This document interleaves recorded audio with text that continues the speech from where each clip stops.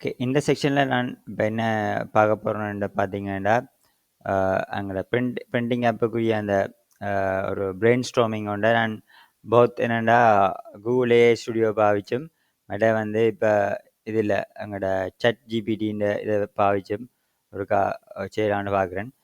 So இப்ப இந்த விழா செக்ஷனும் என்னன்னா இன்னும் இப்ப நான் இதில என்னென்ன விஷயங்கள் டிஸ்கஸ் பண்ண போறேன்டா, இப்ப இன்னும் இந்த அ எங்களோட இந்த டிசைனர் செக்ஷன வந்து இனிமே எப்படி நாங்கள் இன்னும் என்ஹான்ஸ் பண்ணலாம். இப்ப நான் இதில நீங்க பாயலத்தை நான் மேற்போட்டு சில பார்த்து தெரியும். சில நிறைய கிராமட்டிக்கல் மிஸ்டேக்ஸ்கள் இருந்தது. இப்ப சில டெக்னிக்கல் டெர்ம்ஸ் எல்லாம் தெரியாம இருந்தது.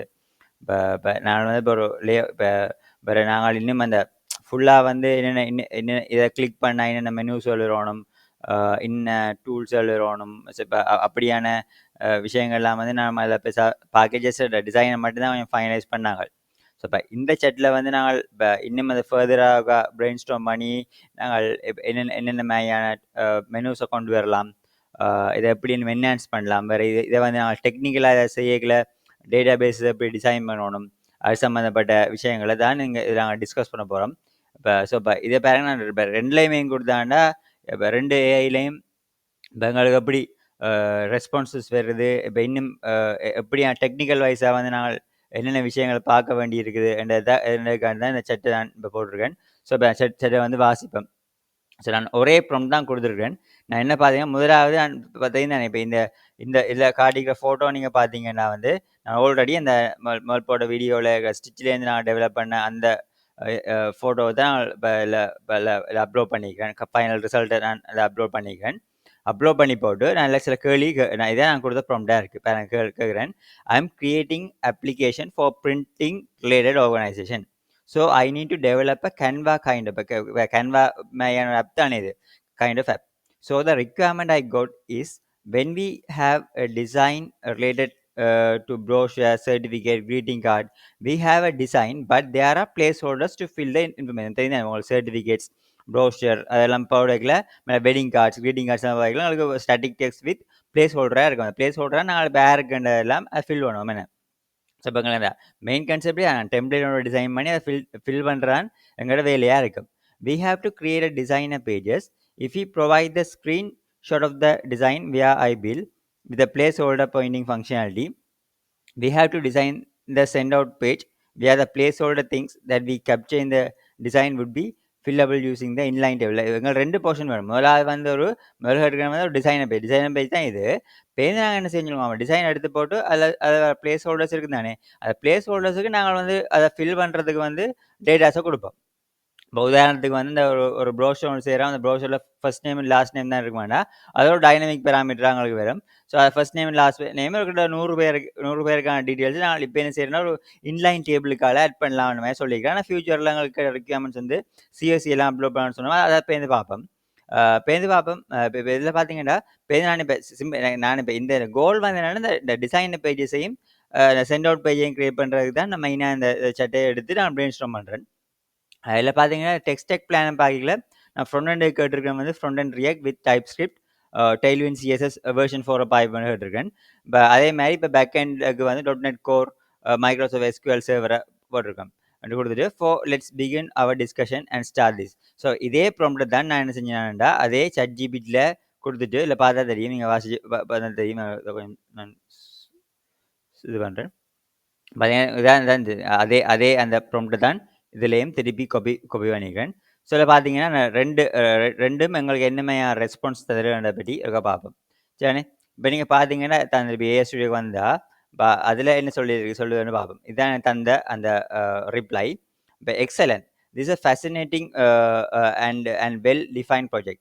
Building a Canva-like template editor with a data merge features is a powerful tool for any printing organization. Your plan is solid and the tech stack is great modern choice. Let's break down the project based on your requirement and provide screenshots. We'll approach this as a step-by-step architectural discussion. என்ன மாதிரியான discuss பண்ணலாம்னு சொல்லுது.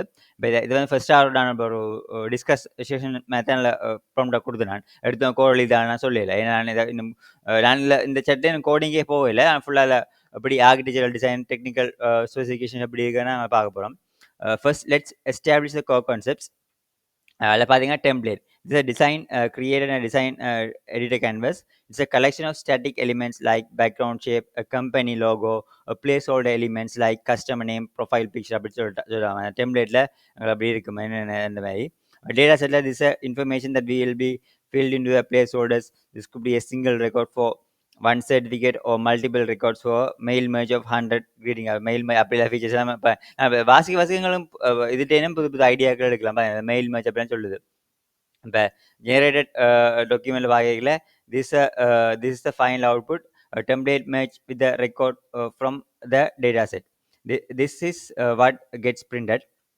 The workflow will be designer person creates edits a template, saves to a database. Operator person and பாகில் select எங்கே இந்த provider Rolle's எல்லாம் இருக்குது. இப்போ சிம்பிளாக நாங்கள் இதை மாதிரி தான் பார்க்குறோம். இப்போ டிசைனர் பர்சன் பாகில் creates edits a template, saves to a database. Operator person பாகில் select a template, enters a data set on the send out page, generates file documents. But phase 1 பாகில் the design editor canvas frontend. This is the most complex part of the application.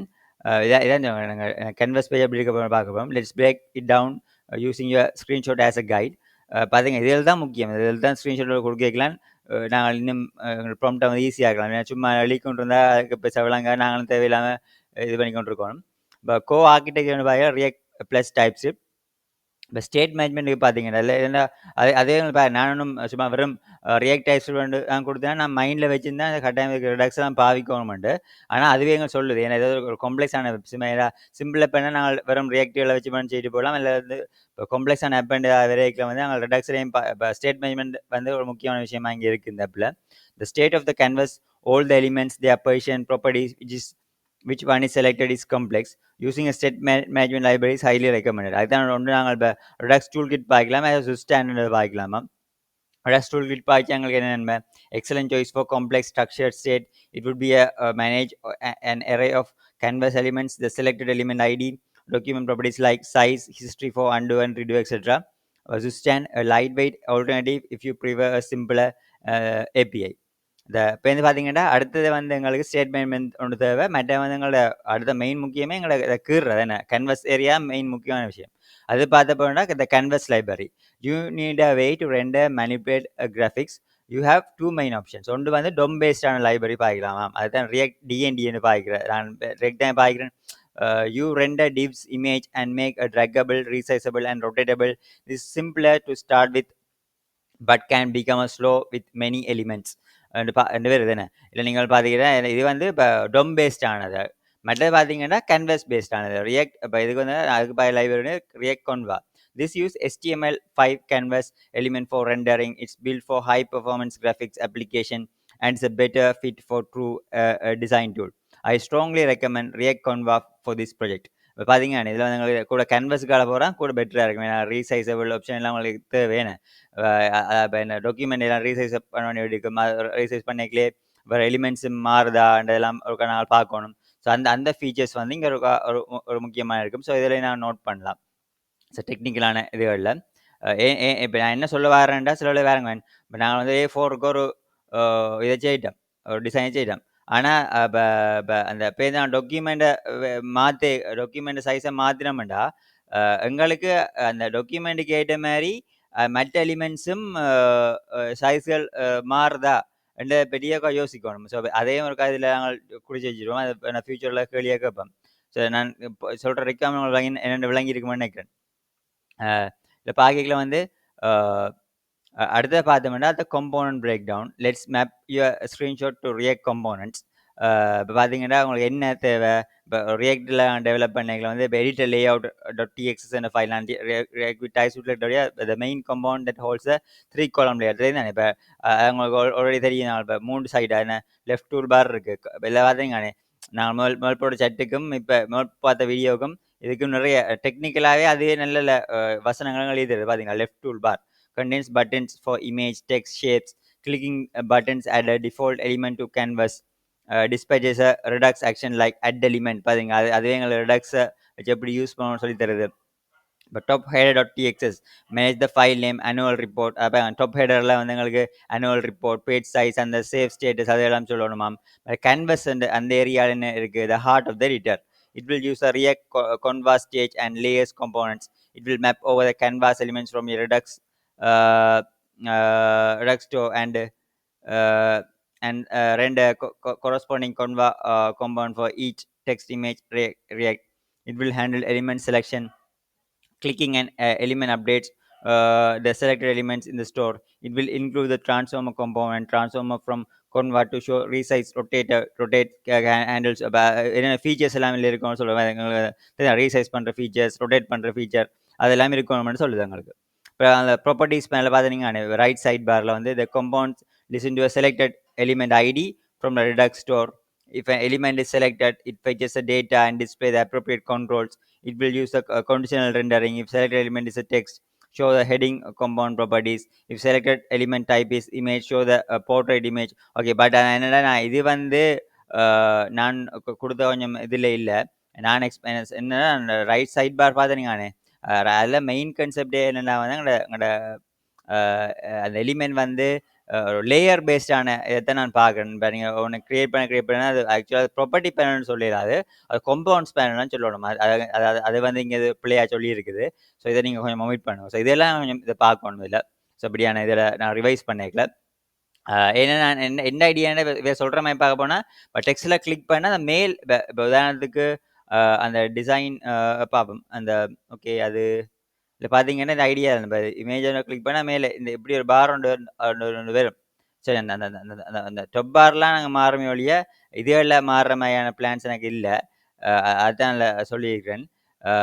சரியானே இப்போ இதில் நீங்கள் பார்த்தீங்கன்னா இப்போ வந்து பார்த்தீங்கன்னா இல்லை என்னோட கோடிங் எப்படி வரும்னு சொல்லுது இப்போ இம்ப்ளிமெண்ட் பிளேஸோட ஃபங்க்ஷன் சொல்லி போட்டு let's model state for single element in Redux store and element object might look இப்போ லைக் இப்போ ரெடக்ஸில் எப்படி நாங்கள் இதை எலிமெண்ட் பார்த்தீங்களானே இப்போ டெக்ஸ்ட் எலிமெண்ட் ஃபஸ்ட்டாக கன்வர்ஸ் எலிமெண்ட் ஒரு இதை போடுறோம் அதான் ஒரு எலிமெண்ட்டையும் நாங்கள் போட அதுக்கு லொக்கேஷன்ஸ் எங்கே எந்த எக்ஸ் ஒய் வச்சிருக்கிறோம் அதெல்லாம் பார்க்குறோம் மற்ற வந்து இப்போ வித் ஹைட் ரொட்டேஷன் இப்போ அந்த ஃபீச்சர்ஸ் அதெல்லாம் அதையெல்லாம் பார்த்தீங்களா அதையெல்லாம் நாங்கள் இதெல்லாம் இதெல்லாம் நான் பார்த்தீங்கன்னா அதெல்லாம் எங்களை பொறுத்து இருக்குது இப்போ எப்படி இந்த பிஹைண்ட் என்ன மேத்தமெட்டிக்ஸ் இதால் ரன் பண்ணது என்ன கோஆர்டினேட்டில் எவ்வளோ என்ன ஸ்பேஸில் வச்சுருக்கணும் என்ன ரொட்டேஷனில் வச்சுருக்கணும் இதெல்லாம் இந்த கோஆர்டினேட் ஜியோமெட்ரி சம்மந்தப்பட்ட விஷயங்களில் இங்கே வருது வேறு இதில் வந்து பார்க்கல இப்போ இன்டர்ஃபேஸ் டெக்ஸ்ட் எலிமெண்ட் எக்ஸ்டர்ஸ் கேன்வாஸ்னு பார்க்கல இப்போ டெக்ஸ்ட் எலிமெண்ட் எப்படி இருக்கணும் இமேஜ் எலிமெண்ட் எப்படி இருக்கணும்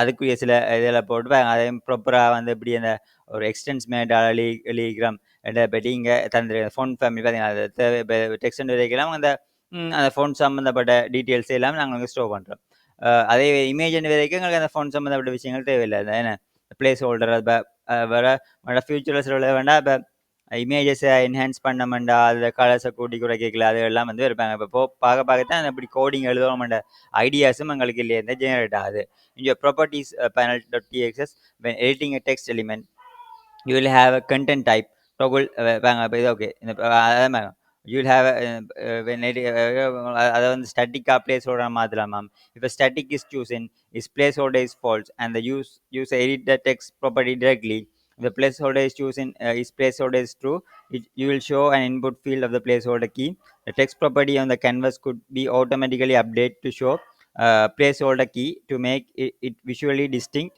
for a designer சரிண்ணே இதில் பார்க்கல the backend database .NET Press SQL Server the backend's primary job